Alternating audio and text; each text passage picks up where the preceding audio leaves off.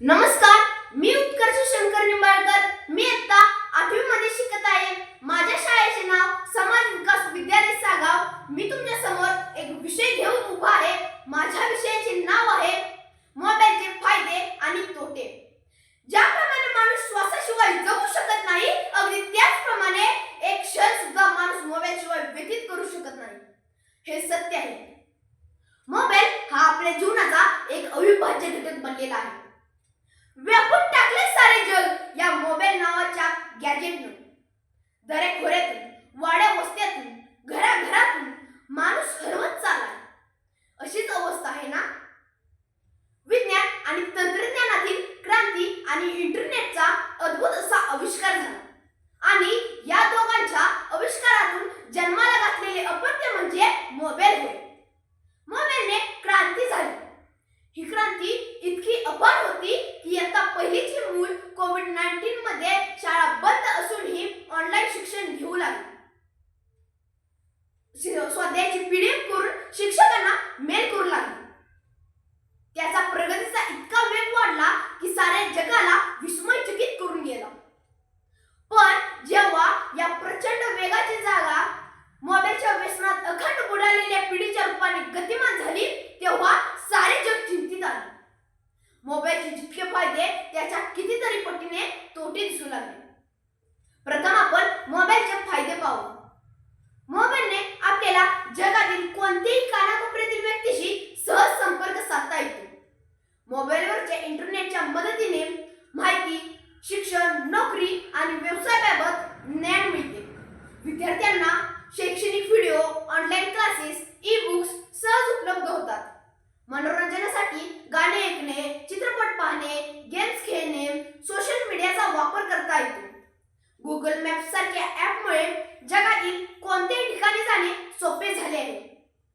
Message, email, video call यामुळे वेळेची बचत होते. बातम्या, ताजा घडामोडी, आरोग्य, शेती, विज्ञान, तंत्रज्ञान या क्षेत्रातील माहिती सहज उपलब्ध होते.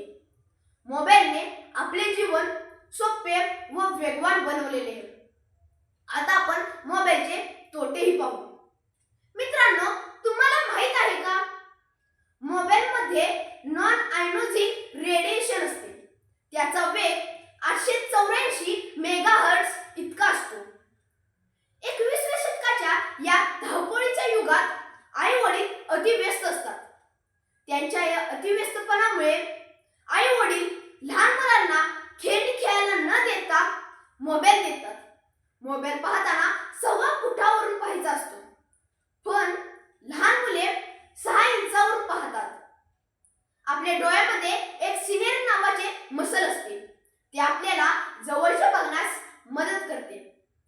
आपण जेव्हा सारखा मोबाईल बघतो तेव्हा मोबाईलच्या प्रकाशामुळे सिनेरी मसलवर ताण येतो. नैसर्गिकपणे डोळ्यातून पाणी येणारे बंद होते व कृत्रिमरित्या पाणी यायला चालू होते. डोळे कोरडे पडतात. डोळ्याचा ओलसरपणा कमी होतो. डोळ्याच्या कडा लाल होऊन नजर कमी होते. महाराष्ट्रातील 4 ते 16 वयोगटातील 30% बालके म्हणजेच जवळजवळ 1.25 ते 1.5 लाख बालकांचे डोळे आळशी झालेले आहेत. त्यांच्या नजरा कमी झालेल्या आहेत. अनेक बालकांचे डोळे तिरके झालेले आहेत. हीच अवस्था आता तरुणांमध्ये सुद्धा दिसून येते. अनेक सर्वे आणि संशोधनातून असे समोर आले की 3 ते 4 तास मोबाईल बघितल्याने स्मरणशक्ती कमी होते, एकाग्रता कमी होते. सतत मोबाईल बघताना झुकावे लागत असल्याने मणक्याचे आजार उद्भवतात. सायकोसिस, डिमेन्शिया, नोमोफोबिया, होमो यासारखे आजार उद्भवतात. WHO म्हणजे जागतिक आरोग्य संघटना यांनी केलेल्या संशोधनातून असे समोर आले की मोबाईलमधील या रेडिएशनमुळे तरुणांमधील शुक्रपेशींची संख्या कमी होत आहे.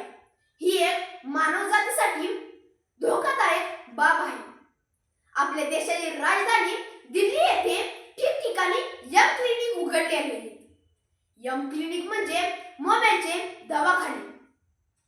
हीच वेळ आता आपल्या गावगावातही आता एवढं सांगू इच्छितो, जिंदगी बहुत खूबसूरत है, जिंदगी बहुत खूबसूरत है, उसे जी लो यारो, जिंदगी बहुत खूबसूरत है, उसे जी लो यारो, दूर करो मोबाईल को, हर बात को, जी लो यारो, जी लो यारो.